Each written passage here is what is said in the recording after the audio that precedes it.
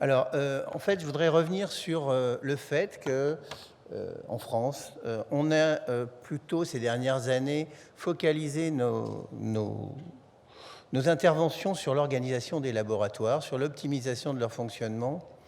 Et je crois qu'on a un petit peu oublié les fondamentaux qui sont répondre aux besoins cliniques. Et en biologie d'urgence, c'est particulièrement évident, puisque l'hyperconcentration en fait, des laboratoires a fait que ce qui était parfois, des résultats qui étaient parfois accessibles en proximité se sont retrouvés beaucoup plus loin. Et donc on a eu probablement, notamment en milieu rural, une augmentation des délais de rendu. Donc, quelle est la situation en termes de besoins cliniques? Ils sont effectivement, comme vous le disiez, de plus en plus nombreux, tant quantitativement que qualitativement, et surtout les dispositifs plus récents vont permettre de se rapprocher du patient pour répondre à un certain nombre de besoins de proximité. Là, sur cette diapositive, vous voyez les différentes situations. J'en ai fixé à peu près 5 entre le patient et le laboratoire. Bon, quand on parle de dispositif implantable, on fait du suivi temps réel. Là, c'est vraiment le plus rapide possible, évidemment. Les EBMD, c'est-à-dire les examens de biologie médicale délocalisés, eux, ils sont sur le poste de soins, et ça permet de répondre à des réponses très rapides également.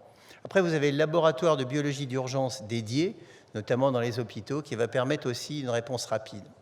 Et puis après, il y a les laboratoires de proximité, qui permettent de régler aussi certains types d'urgences moins prégnantes, et puis les plateformes analytiques qui vont réaliser tout un tas d'examens, mais qui vont être souvent loin du patient, avec des rendus de résultats parfois supérieurs à 4-5 heures. Voilà, donc difficile de répondre au cas particulier de l'urgence.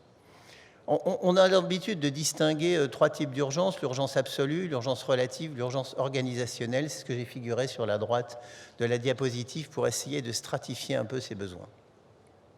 Alors, en fait, en pratique, les réponses des laboratoires, c'est d'avoir un certain nombre, en France, un certain nombre de dispositions, donc des laboratoires multisites avec une plateforme analytique, des sites de proximité sur lesquels on peut effectivement traiter des urgences de proximité, et puis en lien avec ces laboratoires d'urgence, le contrôle de la biologie délocalisée directement dans les postes de soins.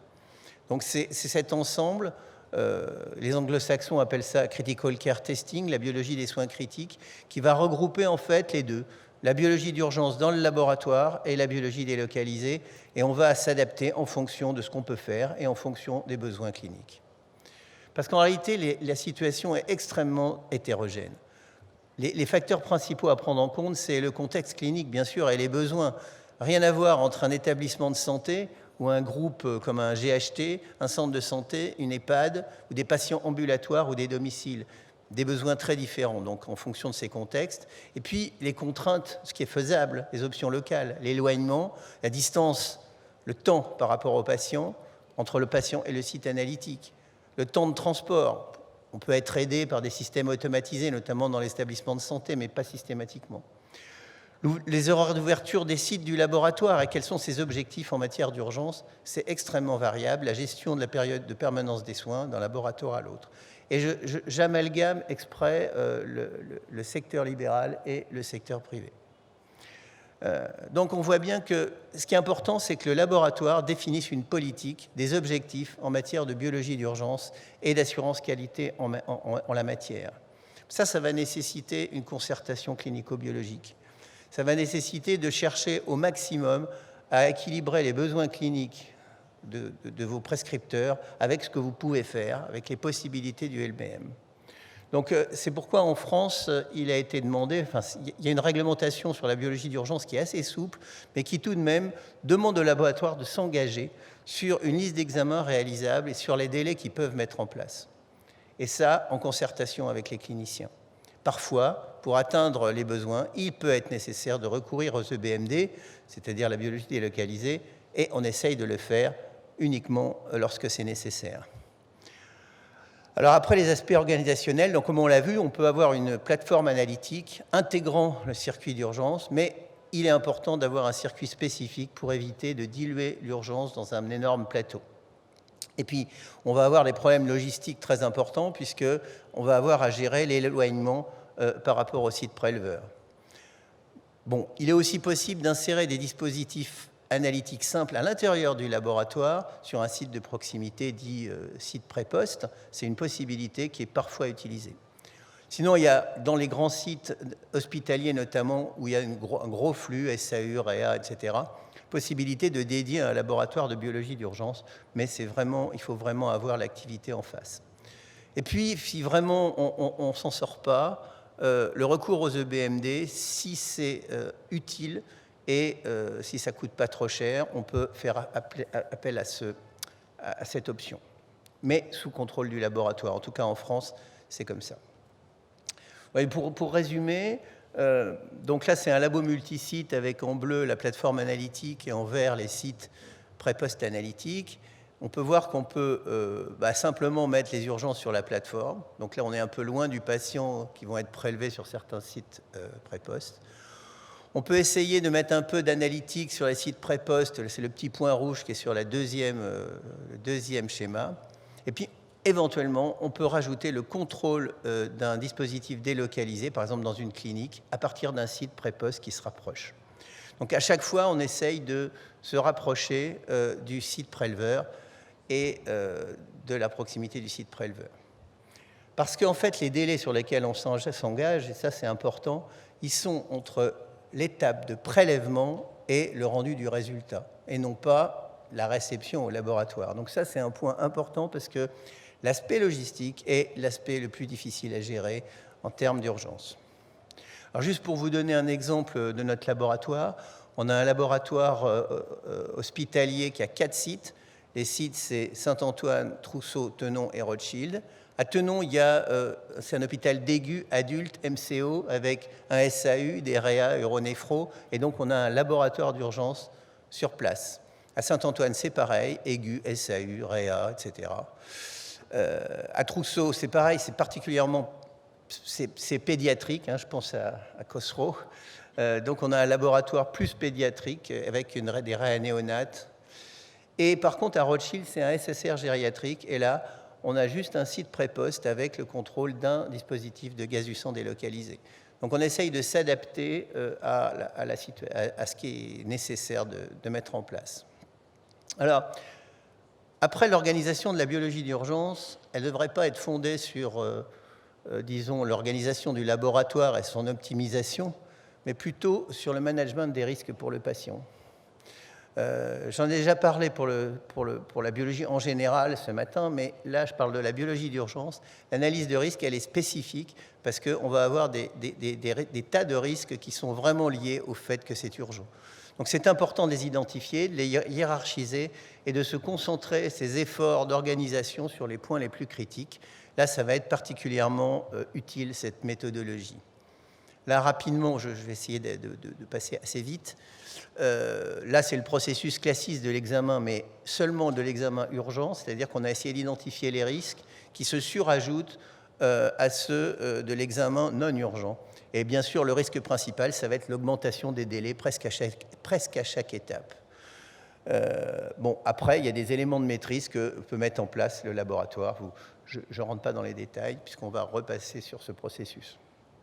Alors, effectivement, ce processus, il est spécifique, et à chaque fois, on va pouvoir essayer de travailler sur ces points critiques.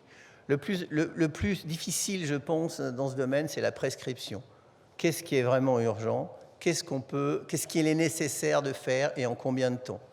Donc, comme je vous ai dit, en France, on a une exigence sur l'établissement d'une liste d'examens et un engagement sur des délais maximums à partir de l'heure de prélèvement. Ça doit se faire en concertation avec les prescripteurs et on doit pouvoir le prouver, notamment à l'occasion d'un audit, par exemple. Enfin, c'est réglementaire, c'est pas normatif, ça. Alors, pour ça, on a essayé, dans un premier travail du groupe de la SFBC, en 2016, on a essayé de travailler sur la définition des degrés d'urgence, sur les renseignements cliniques pertinents, parce qu'à chaque fois qu'une demande est urgente, il faut pouvoir justifier des indications par rapport aux recommandations. Donc, c'est important de disposer des renseignements cliniques pertinents pour chaque examen urgent. Et puis, l'interprétation des résultats et les conseils associés. Puis on a essayé de proposer des délais, alors des délais qui étaient ceux des urgences absolues et qui étaient des indications, seulement des recommandations, ce n'était pas une liste qui peuvent être généralisées à tous les sites. C'était des recommandations pour aider les laboratoires à définir leur propre liste dans leur contexte. Toutefois, je dois dire qu'en ce moment, c'est en train d'évoluer, puisque récemment, on a appris que les recommandations, qu'elles soient HAS, sociétés savantes, pourraient devenir opposables de façon un peu plus prégnante qu'avant. Donc, c'est quand même des recommandations, elles ont quand même une valeur, et essayer de ne pas trop s'en éloigner si on peut. Alors, en 2018, on a essayé de refaire ce travail de manière plus précise, en précisant les niveaux d'urgence, les indications pour toutes les spécialités de la biologie et les renseignements cliniques pertinents associés, aussi pour aider les laboratoires. Alors juste en pratique, notre liste à nous, notre laboratoire, elle a été remise à jour en fin d'année l'année dernière. Et voilà à quoi ça ressemble, c'est-à-dire qu'on a séparé le contexte adulte du contexte périnatal et pédiatrique, parce que ce n'étaient pas tout à fait les mêmes besoins. On a séparé les urgences de jour. Et à chaque fois, on a essayé pour chaque spécialité, puisqu'on a des laboratoires très spécialisés, hein, ce n'est pas des labos polyvalents, donc pour chaque spécialité, on a essayé de préciser les examens pour lesquels on s'engage à un rendu 24 heures sur 24, les renseignements cliniques obligatoires et les indications restrictives associées, s'il y a des EBMD possibles ou pas, et on a proposé un délai en urgence absolue et en urgence relative, ainsi que les références bibliographiques qu'on a pu trouver. Donc, les EBMD, c'est une option uniquement, notamment pour des délais inférieurs à 1 heure qui sont presque inaccessibles pour le laboratoire, même pour un laboratoire d'urgence, même sur place.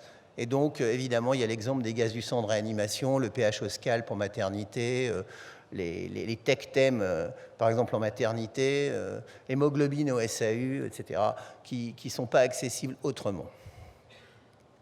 Donc ça, c'est des exemples, juste pour vous faire voir, si vous aurez les diapos, c'est notre liste avec tous les détails pour la biochimie, pour la cytologie, pour l'hémostase, pour la bactériologie, la microbiologie, la virologie, la parasitologie. Et dans le contexte périnatal et pédiatrique, va se rajouter l'immunohématologie et l'hémobiologie périnatale. Donc on a essayé à chaque fois d'avoir des consensus entre les spécialistes et la commission d'organisation de la permanence des soins. Je crois que c'est ça qui était attendu. Et maintenant, on essaye de suivre nos indicateurs de délai pour voir comment on arrive à se conformer ou pas, quel pourcentage de nos examens répondent à nos exigences. Bien sûr, c'est jamais 100%. Et donc, il y a un travail régulier sur le processus pour essayer d'atteindre les objectifs. Alors, si on reprend après la prescription, et là, je vais passer vite, hein, parce que vous connaissez tout ça, le pire, c'est le début, quoi. Le pire, c'est les autres, je dirais, c'est-à-dire l'acheminement, le prélèvement et l'acheminement, notamment lorsque le laboratoire n'est pas responsable directement de ces étapes, en particulier, par exemple, en milieu rural ou dans certains hôpitaux, ou beaucoup d'hôpitaux où les prélèvements ne sont pas réalisés par des centres de prélèvement du laboratoire. Donc forcément, il y a une maîtrise beaucoup plus difficile. En plus, la logistique et le transport, c'est quelque chose de difficile naturellement pour toute la biologie, mais pour la biologie d'urgence, ça devient particulièrement embêtant et difficile à gérer.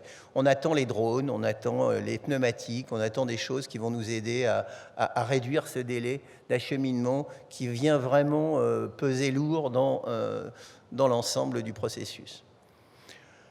Alors, il y a des urgences biologiques aussi, c'est-à-dire des délais qui sont fondés sur la conservation des examens, c'est-à-dire pas forcément des examens urgents, mais dont l'acheminement au laboratoire est urgent pour pouvoir les conserver et les pré-traiter. Ça doit être pris en charge aussi par les labos d'urgence. L'identification des demandes, c'est pas évident.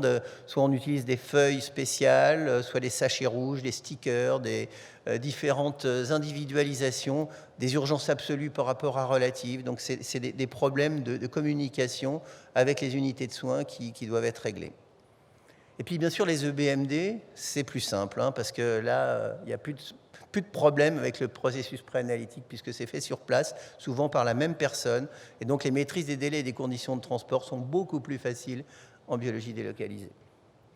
Alors, à l'intérieur du laboratoire, on avance Bon, c'est assez facile parce que là, on maîtrise, hein, c'est le laboratoire, c'est le personnel du laboratoire, on peut organiser ça plus facilement, signaler les dépôts, avertir les secteurs techniques, orienter spécifiquement les échantillons, éventuellement avoir un avis de biologiste s'il y a des litiges ou des renseignements manquants. Une traçabilité des opérations, ce n'est pas vraiment un problème pour le laboratoire. Au niveau de l'analytique, il y a quelques spécificités à prendre en compte. Alors, le traitement de l'échantillon, on cherche à gagner du temps à toutes les étapes. Il peut être intéressant de faire une microcentrifugation ou rapide, enfin de raccourcir ce temps. L'analyse, on peut être amené à utiliser des automates qui ont un mode urgence. Si on a une chaîne, on peut être amené à faire un chargement direct. Voilà. Donc, à chaque fois, on essaye de trouver sur le processus le moyen de gagner du temps. Parce que ça finit par s'additionner et ça finit par faire des différences. La stratégie de contrôle de qualité aussi, il faut l'adapter. On ne va pas attendre que le contrôle de fin de série soit passé pour rendre le résultat, évidemment. Donc il y a une analyse de risque et une conduite à tenir si jamais, par malheur, un sécu était non conforme en fin de série, qu'on ait déjà rendu des résultats. Donc tout ça, ça doit être prévu, mais voilà, c'est spécifique de l'urgence. Et puis il y a la vérification technique. La nuit, en général, les techniciens sont seuls. Il faut bien expliquer ce qui doit être réanalysé, comment on accepte, comment on alerte les prescripteurs, les biologistes, l'astreinte, etc. Ça doit être vraiment important. C'est vraiment important de bien maîtriser cette gestion de la période de permanence des soins. Et bien sûr, les procédures dégradées, les redondances, les miroirs, les backups, les comparabilités, tout ça, vous connaissez. C'est particulièrement plus important dans le domaine de la biologie d'urgence, puisque c'est un cas où on ne peut pas attendre, on ne peut pas différer, attendre que l'appareil soit réparé, par exemple. Alors, en post-analytique, il n'y a pas vraiment de spécificité. En France, on doit valider les résultats avant de les transmettre. Donc, évidemment, ça a posé problème dans la mesure où il n'y a pas un biologiste, puisque c'est un biologiste qui doit le faire. L'interprétation peut être différée, mais pas la validation. Donc, des modalités de validation en urgence et en période de permanence des soins ont pu être définies parce que le présentiel est rarement possible, à distance non plus à 3 heures du matin, et donc sans intervention directe avec l'utilisation de logiciels experts ou après vérification technique. Donc, ces modalités sont acceptables et dans tous les cas, le prescripteur reçoit bien des résultats validés par un biologiste médical, même s'il n'est pas intervenu directement.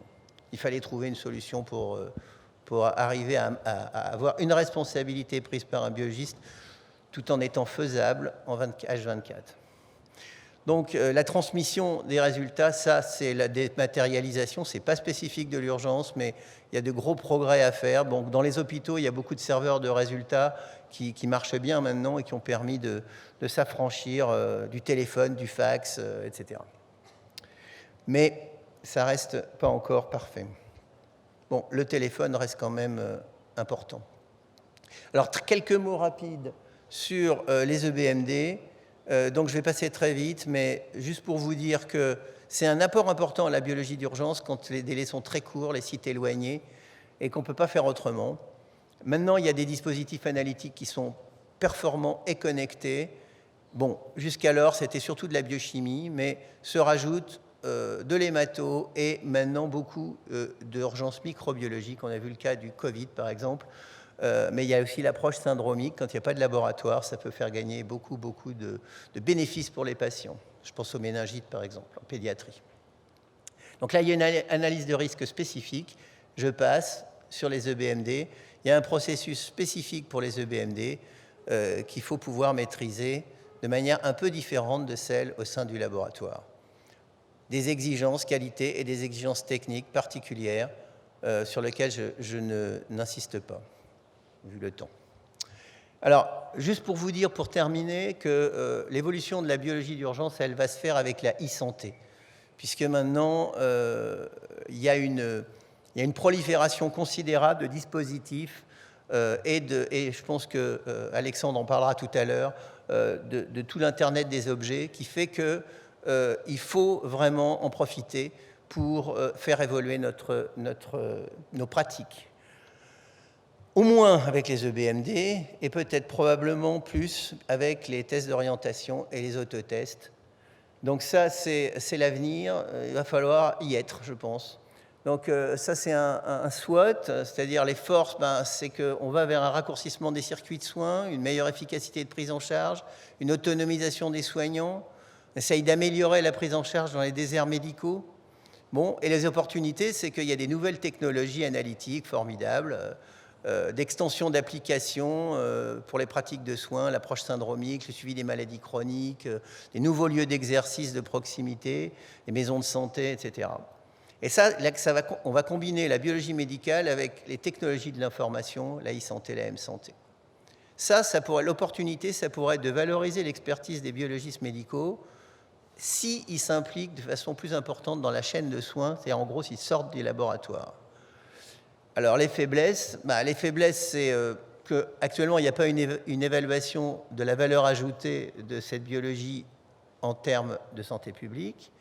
Il y a une régulation hétérogène d'un secteur privé à libéral à l'autre. Ce n'est pas du tout le même type de régulation. Et puis il y a une implication qui est encore limitée des laboratoires médicaux. On espère que ça va changer. Les menaces, c'est qu'il faut pouvoir maîtriser les risques pour le patient. Il faut éviter de faire exploser les coûts pour la collectivité. Il faut éviter qu'il y ait une perte de contrôle par les biologistes médicaux qu'on remplace par des TROD ou des autotests, des examens qui devraient être mieux maîtrisés par les laboratoires.